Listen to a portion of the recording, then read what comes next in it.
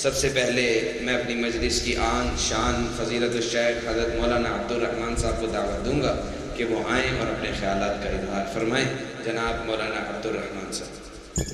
الحمدللہ علی نعمہ الظاہرۃ والباطنۃ قدیما وحدیثا والصلاۃ والسلام علی نبیہ ورسولہ محمد وآلہ وصحبہ الذین صاروا فی نصرۃ دینہ سیرا حثیثا وعلی اتباعہم الذین ورثوا علمہم العلماء ورثۃ الانبیاء اما بعد فاعوذ باللہ من الشیطان الرجیم بسم اللہ الرحمن الرحیم وَنُنَزِّلُ مِنَ الْقُرْآنِ مَا هُوَ شِفَاءٌ وَرَحْمَةٌ لِّلْمُؤْمِنِينَ وَقَالَ النَّبِيُّ صَلَّى اللَّهُ عَلَيْهِ وَآلِهِ وَبَارَكَ وَسَلَّمَ خَيْرُكُم مَّن تَعَلَّمَ الْقُرْآنَ وَعَلَّمَهُ۔ حضرات ذی وقار، یہ بڑی سعادت کی بات ہے کہ رات کے اس وقت کے اندر لیلۃ القدر کی تلاش کے لیے مسجد کے اندر اکٹھے ہونا اور رانا ذوالقرنین صاحب کی اور ان کے برادران کی یہ کوشش، یہ کاوش اور یہ محنت، یہ اللہ رب العالمین اپنی بارگاہ میں قبول و منظور فرمائے۔ حضرات ذی وقار، بغیر کسی تمہید کے قرآن کریم وہ عظیم اور وہ مقدس کتاب ہے جس کو اللہ رب العالمین نے، جو کہ عظیم رب ہے، اس عظیم رب نے اپنے عظیم فرشتے جبرائیل علیہ السلام کے ذریعے ایک عظیم ماہ مقدس رمضان المبارک کے اندر اور ایک عظیم رات لیلۃ القدر کی جو رات ہے، اس رات کے اندر اپنے عظیم پیغمبر محمد الرسول اللہ صلی اللہ علیہ وسلم کے سینہ پاک پر نازل فرما دیا۔ حضرات ذی وقار، یہ رات وہ رات ہے کہ اللہ رب العالمین فرماتے ہیں کہ 1000 مہینوں کی عبادت سے بھی افضل رات ہے۔ 1000 مہینے کو اگر سالوں کے اوپر ڈیوائڈ کیا جائے، تقسیم کیا جائے، تو تقریباً 83 سال 4 ماہ بنتے ہیں۔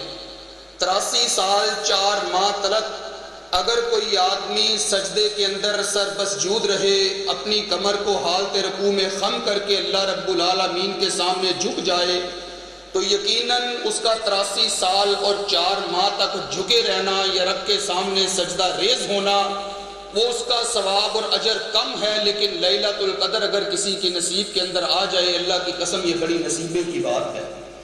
حضرات ذی وقار، قرآن کریم کو پڑھنا، یاد کرنا، شوق اس کا پیدا ہونا، ذوق پیدا ہونا اور اس کی تلاوت کے لیے بچوں کے اندر رغبت دلانا، ماشاءاللہ رانا صاحب، میں دیکھ رہا تھا کہ بڑی خوشی کی بات ہے کہ چھوٹے چھوٹے بچوں کے اندر ایک قرآن کریم کے شوق کے لیے، ان کے اندر ذوق پیدا کرنے کے لیے اپنی محنت کو، اپنی کاوش کو لگاتار کر رہے ہیں۔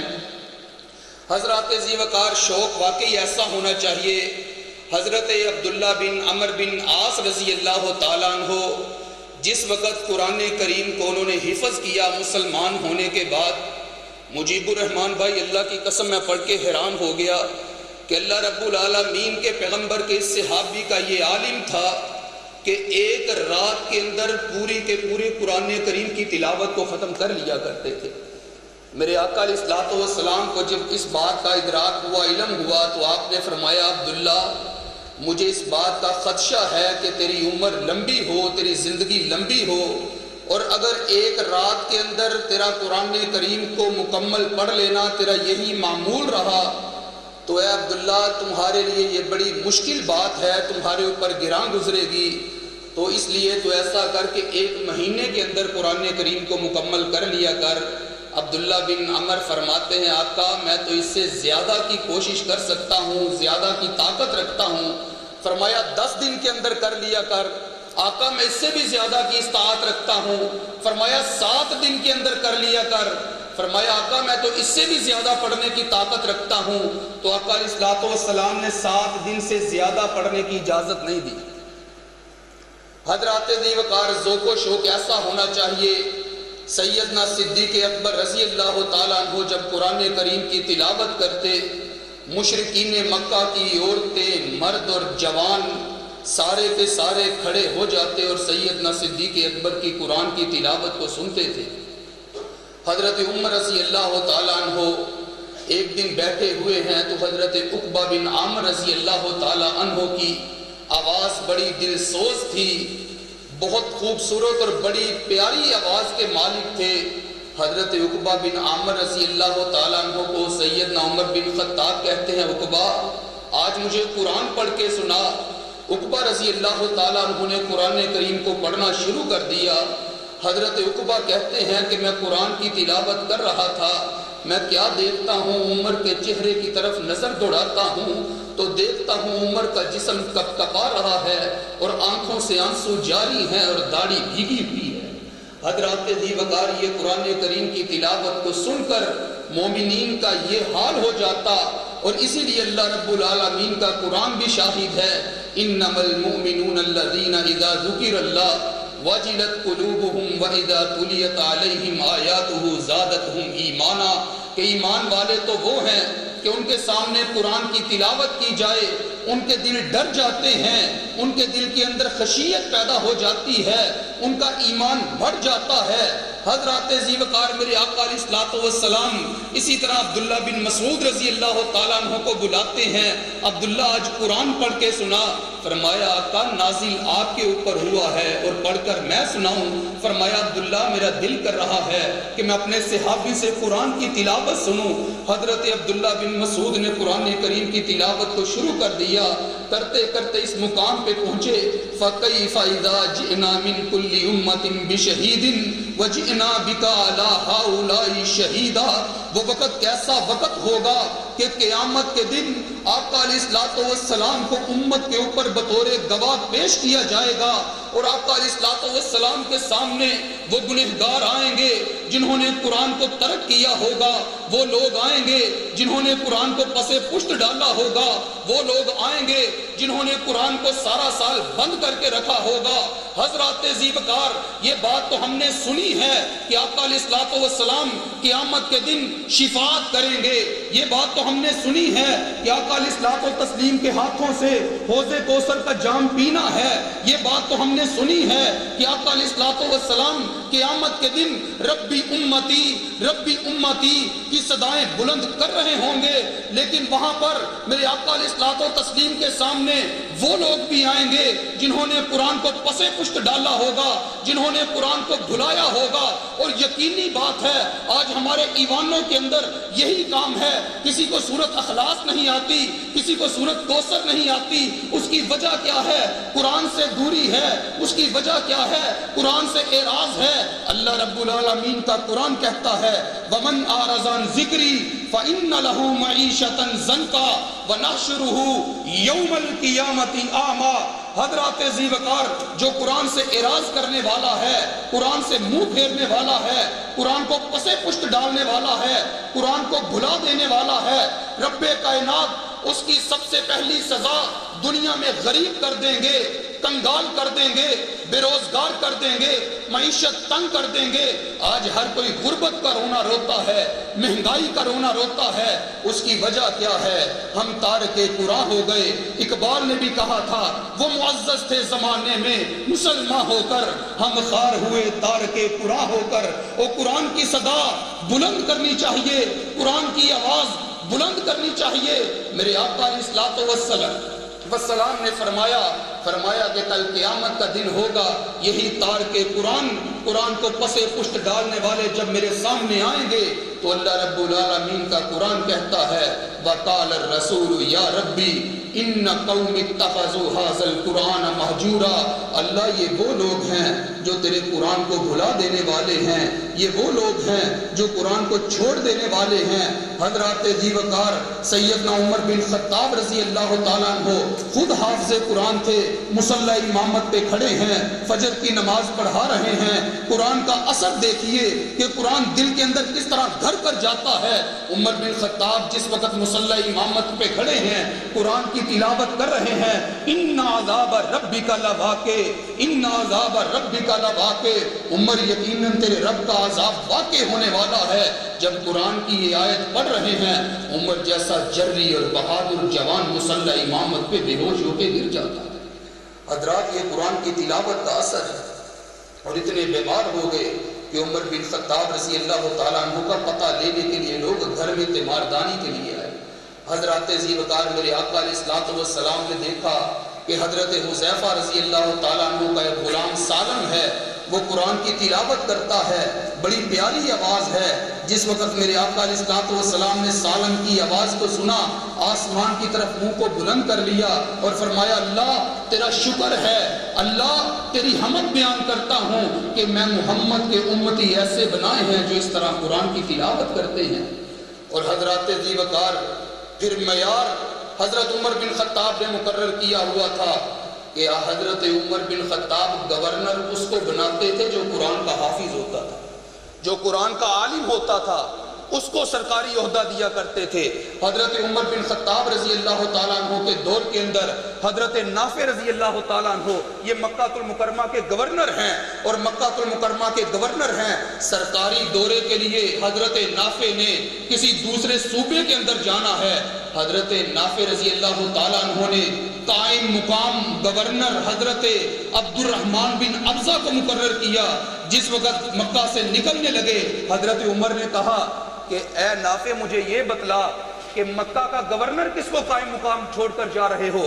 فرمایا عبد الرحمن بن ابزہ۔ عمر کہتے ہیں عبد الرحمن بن ابزہ کون ہے؟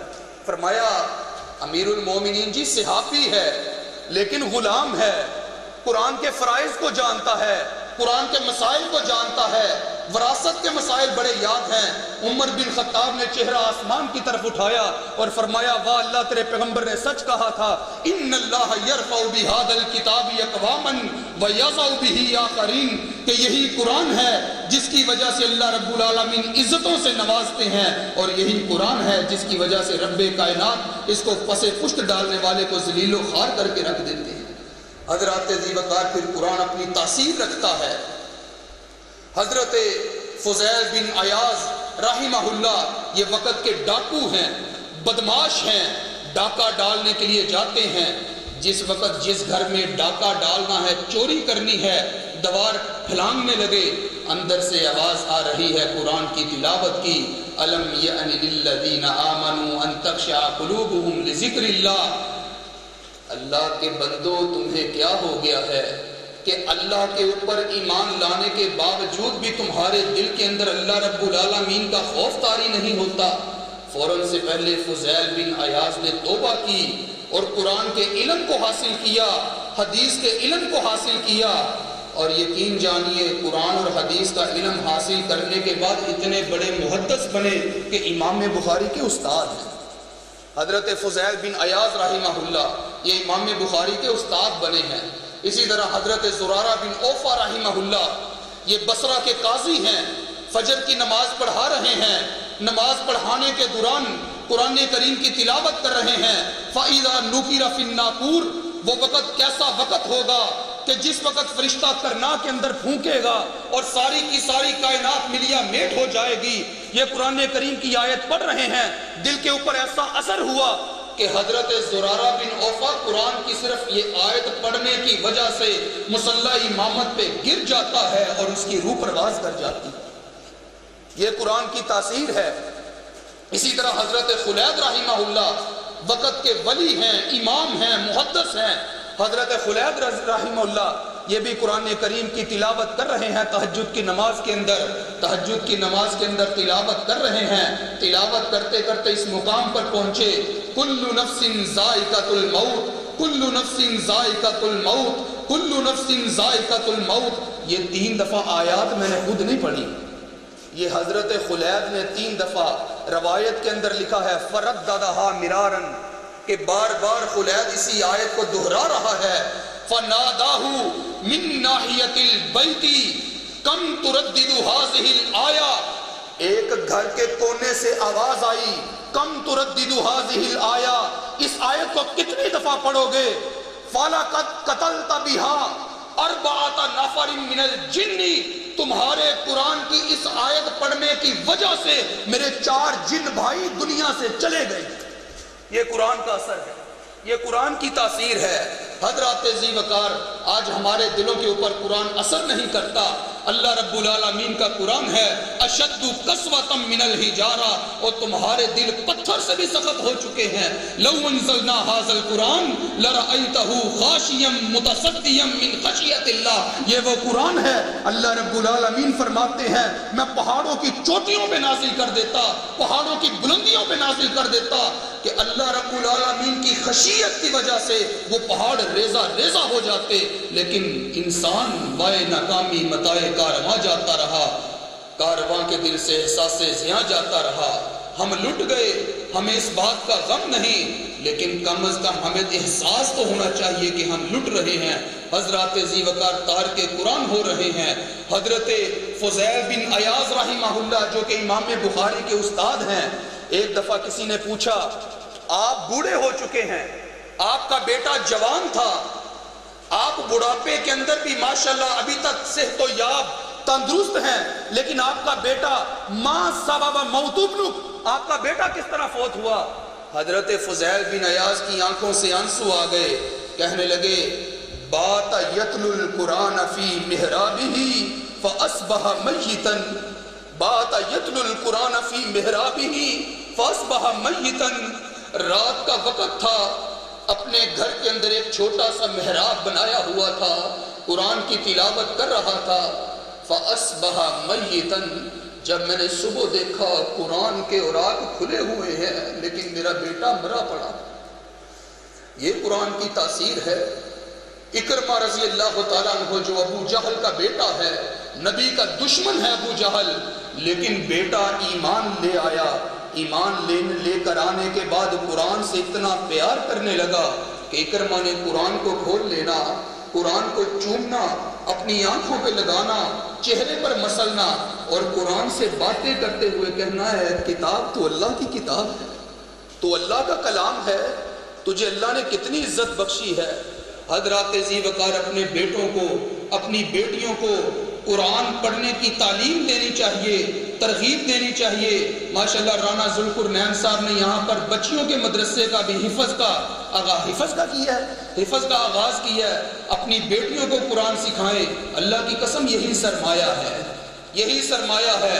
کل قیامت کا دن ہوگا، حافظ قرآن کھڑا ہوگا، قرآن کو پڑھنے والا کھڑا ہوگا۔ حضرت اناس بن سمعان رضی اللہ تعالیٰ عنہ بیان کرتے ہیں کہ قیامت کے دن جس وقت حافظ قرآن کھڑا ہوگا، 2 صورتیں قیادت کرتی ہوئی آئیں گی، 2 صورتوں کی قیادت میں باقی ساری صورتوں کے جھنڈ اور لشکر پرندوں کی طرح آئیں گے، اور حضرت سورت جو ہے بقرہ اور سورت آل عمران یہ ان کی قیادت کرتے ہوئے آئے گی اور حافظ قرآن کو گھیرا ڈال لے گی اور اللہ رب العالمین کے سامنے التجا کرے گی، اللہ ہم تیرے ساتھ جھگڑا کرتی ہیں، حافظ قرآن کو کچھ نہیں کہنا، اس کو جہنم سے آزاد کر۔ یہ حافظ قرآن کی قدر ہے، یہ حافظ قرآن کی عزت ہے۔ میرے آقا علیہ الصلوۃ والسلام نے فرمایا قرآن کا قاری جس وقت قیامت کے دن آئے گا، اللہ رب العالمین کہے گے اے قاری قرآن پڑھتا جا اور جنت کے منازل جو ہے وہ طے کرتا جا۔ حضرات ذی وقار میرے آقا علیہ الصلوۃ والسلام نے قرآن کریم کی اتنی ترغیب دلائی کہ یمن کے اندر گورنر بھیجنے تھے، 2 قاریوں کا انتخاب کیا، حضرت ابو موسیٰ اشعری رضی اللہ تعالیٰ عنہ اور حضرت معاذ بن جبل رضی اللہ تعالیٰ عنہ۔ حضرت ابو موسیٰ اشعری کو میرے پیغمبر نے فرمایا تھا اے ابو موسیٰ تو اتنا پیارا قرآن پڑھتا ہے، اللہ رب العالمین نے تجھے لحن داودی سے نوازا ہوا ہے، اتنی خوبصورت تیری آواز ہے۔ سیدنا داود علیہ السلام کی آواز بڑی خوبصورت تھی، میرے آقا علیہ الصلوۃ والتسلیم نے مثال دی، تشبیہ دی تو پیغمبر حضرت داود کے ساتھ دی کہ تیری آواز اتنی خوبصورت ہے جس طرح حضرت داود علیہ السلام کی آواز تھی۔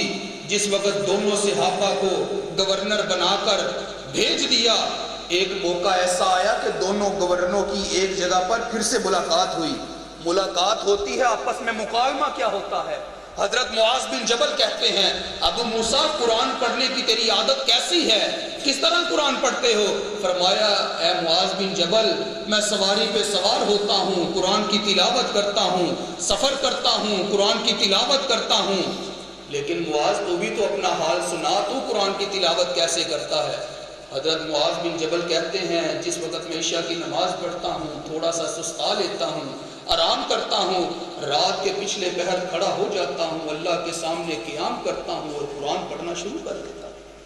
حضرات ذی وقار یہ قرآن کا شوق تھا، یہ قرآن کا ذوق تھا. بلکہ جہاد کے میدان میں بھی صحابہ کرام نے رضوان اللہ علیہم مجمعین نے قرآن کی تلاوت کو ترک نہیں کیا. غزوہ ذات الرقاع کے موقع کے اوپر میرے آقا علیہ الصلوۃ والسلام نے فرمایا کہ آج پہرا کون دے گا؟ دو صحابی کھڑے ہوئے، حضرت عمار بن یاسر، حضرت معاذ بن جبل. حضرت عمار بن یاسر اور غالباً حضرت عباد بن بشر رضی اللہ تعالیٰ عنہ آپس کے اندر دونوں کہتے ہیں ہم نے پہرا تو دینا ہے، ایک پہلے آرام کر لے، ایک پہرا دے گا، بعد میں دوسرا پہرا دے گا، وہ آرام کر لے. اب حضرت عمار بن یاسر آرام کرنے کے لیے تھوڑا سا سو جاتے ہیں. عباد بن بشر نے سوچا پہرا تو دینا ہے، وقت سے فائدہ اٹھاؤں، کیوں نہ قیام کر لوں، کیوں نہ نفل ادا کر لوں. حضرت عباد بن بشر کھڑے ہوئے، نفل کی نیت کرتے ہیں، قرآن پڑھنا شروع کر دیتے ہیں. قرآن پڑھتے جا رہے ہیں. دشمن تعاقب میں تھا، تیر چلایا، ایک تیر عباد بن بشر کے سینے کے اندر پیوست ہوتا ہے، دوسرا تیر جسم میں لگتا ہے، تیسرا تیر لگتا ہے. جس وقت نماز مکمل کرنے کے بعد سلام پھیرا، حضرت عمار بن یاسر کو اٹھایا. عمار بن یاسر پریشان ہو گئے، او عباد جس وقت پہلا تیر لگا کیوں نہیں اٹھایا، دوسرا تیر لگا کیوں نہیں اٹھایا؟ خون کے ساتھ لت پت ہے لیکن اس کے باوجود تو نماز کے اندر مشغول ہے. حضرت عباد بن بشر کہتے ہیں اے عمار میں قرآن کی تلاوت کر رہا تھا، سورۃ کہف پڑھ رہا تھا، میرا دل کر رہا تھا میں سورۃ کہف کو مکمل ہی کر لوں. تیر کھا رہا ہے عباد، خون نکل رہا ہے عباد کا، لیکن قرآن کی تلاوت کو ترک نہیں کیا. حضرات ان کو قرآن پڑھنے کی لذت آتی تھی، ان کو سرور آتا تھا. حضرت آقا علیہ الصلوۃ والسلام کا ایک صحابی اسید بن حضیر رضی اللہ تعالیٰ عنہ رات کا پچھلا پہر ہے، قرآن کی تلاوت کر رہا ہے. تلاوت کرتے کرتے اچانک کیا دیکھا کہ آسمان سے چھتری نما ایک سائبان زمین کی طرف آ رہا ہے، روشن قندیلیں ہیں جو زمین کی طرف آ رہی ہیں. اسید بن حضیر نے دیکھا کہ قریب ہی گھوڑا بندھا ہوا ہے، وہ بدک رہا ہے، اچھل رہا ہے، کود رہا ہے. دل کے اندر خوف آیا کہ قریب ہی میرا بیٹا یحییٰ لیٹا ہوا ہے، کہیں یہ گھوڑا اچھلنے کی وجہ سے اس کو نقصان نہ پہنچا دے. قرآن کی تلاوت کو ترک کیا، وہ سائبان نے اوپر کی طرف اٹھنا شروع کر دیا، قرآن کی تلاوت کو جاری کیا. سائبان نیچے کی طرف آیا، قرآن کی تلاوت کو روکا، پھر سے وہ قندیلیں آسمان کی طرف جاتی ہیں. حضرت اسید بن حضیر نے قرآن کی تلاوت کو ختم کیا. صبح فجر کی نماز کے بعد سارے کا سارا معاملہ آقا علیہ الصلوۃ والتسلیم کے سامنے رکھا. میرے آقا علیہ الصلوۃ والسلام نے فرمایا اے اسید اگر تو قرآن کی تلاوت کرتا رہتا، سورج نکل آتا، میرے سارے کے سارے صحابہ وہ ان فرشتوں کی زیارت کر لیتے جو سائبان کی شکل میں آئے تھے. وہ روشنی نہیں تھی، وہ اللہ کے فرشتے تھے جو تیرا قرآن سننے کے لیے آئے تھے. حضرات ذی وقار یہاں پر بھی ہم قرآن کو سننے سنانے کے لیے آئے ہیں. یہ مجلس اگر سجی ہوئی ہے یہ قرآن کی وجہ سے سجی ہے. اللہ کی قسم اللہ رب العالمین عزتوں کے ساتھ نوازتے ہیں. ڈاکٹر تو بہت ہیں، ڈاکٹر تو کائنات کے اندر بہت ہیں، رانا صاحب توجہ کیجئے گا، لیکن ڈاکٹر ذاکر نائک کو دنیا جانتی ہے. اس کی وجہ کیا ہے؟ اس کی وجہ صرف یہ ہے قرآن کے ساتھ وابستگی ہے. ڈاکٹر اسرار کو کائنات کے اندر کوئی فرد و بشر ایسا نہیں جو نہ جانتا ہو. اس کی وجہ کیا ہے؟ قرآن کے ساتھ محبت ہے، قرآن کے ساتھ مودت ہے. مفسر قرآن تھا وہ بندہ جس کی وجہ سے اللہ رب العالمین نے اس کو عزتوں کے ساتھ نوازا ہوا تھا. حضرات ذی وقار اللہ رب العالمین سے دعا ہے کہ جو کچھ سنا گیا، جو کچھ سنایا گیا، اللہ اس پر عمل پیرا ہونے کی توفیق عطا فرمائے. آج ہم جس وقت کالج یونیورسٹی کی تعلیم حاصل کرنے کے لیے جاتے ہیں، سالانہ امتحان سر کے اوپر ہیں، لیکن بچہ بیمار ہے، اتنا بیمار ہے کہ وہ اٹھ نہیں سکتا، لیکن سالانہ امتحان ہے، سر کے اوپر سارا سال کی محنت ہے، اگر پیپر نہ دیا تو وہ محنت رائے گا جائے گی۔ لیکن والدین کیا کہتے ہیں؟ بیٹا اٹھو، جتنے مرضی بیمار ہو، تعلیم حاصل کی ہے، آخری پیپر ہے، پیپر دینا پڑے گا، ورنہ سارا سال جو ہے اس کی محنت بیکار جائے گی۔ حضرات ذی وقار، اس بیمار کو وہ پیپر دینے کے لیے تو ہم بیٹھ دیتے ہیں، لیکن قاری قرآن ہلکا سا بخار ہے یا گلے کے اندر خراش ہے، دروازے پر دستک دیتا رہتا ہے، بھیا باہر جاتا ہے یا ماں جاتی ہے، جی میرا بیٹا بیمار ہے آج چھٹی کر لیں۔ اور یار قرآن کو آپ اتنی حقارت کی نظر سے دیکھتے ہیں، دنیاوی تعلیم کو اتنا پروان چڑھا رہے ہیں، لیکن قرآن اتنا مظلوم ہو چکا ہے۔ کیا کسی نے سچ کہا تھا کہ اگر کسی نے کوئی چیز چھپانی ہو اور اس کو یہ خدشہ ہو کہ میری چیز کوئی گم نہ ہو جائے، وہ قرآن کے اندر رکھ دے، وہ قرآن کے اندر رکھ دے، نہ قرآن ہم نے کھولنا ہے نہ ہماری چیز گم ہونی ہے۔ مکہ کے بہت بڑے مفتی اعظم، ان کا یہ فتویٰ ہے، کہتے ہیں کہ مجھے بڑا تعجب ہوتا ہے کہ رات کے وقت قیام اللیل کے اندر قنوت نازلہ کرتے ہوئے تو تمہاری آنکھوں سے جاری آنسو ہو جاتے ہیں، رات کے وقت قنوت نازلہ کے اندر دعائیں مانگتے ہوئے تم رو پڑتے ہو، لیکن قرآن کی تاثیر کا کوئی اثر نہیں۔ حالانکہ ہونا تو یہ چاہیے تھا کہ قرآن کا زیادہ اثر ہو، قرآن سنتے ہوئے، قرآن پڑھتے ہوئے تمہاری آنکھوں میں آنسو آئیں۔ ان کو، اس آدمی کو اپنا محاسبہ کرنا چاہیے، اس کو اپنی اصلاح کرنی چاہیے۔ دعا کی نسبت اللہ رب العالمین کا قرآن پڑھنے سے زیادہ لذت حاصل ہوتی ہے۔ اللہ رب العالمین سے دعا ہے جو کچھ سنا گیا، جو کچھ سنایا گیا، اللہ اس کے اوپر عمل پیرا ہونے کی توفیق عطا فرمائے۔ وما علینا الا البلاغ المبین۔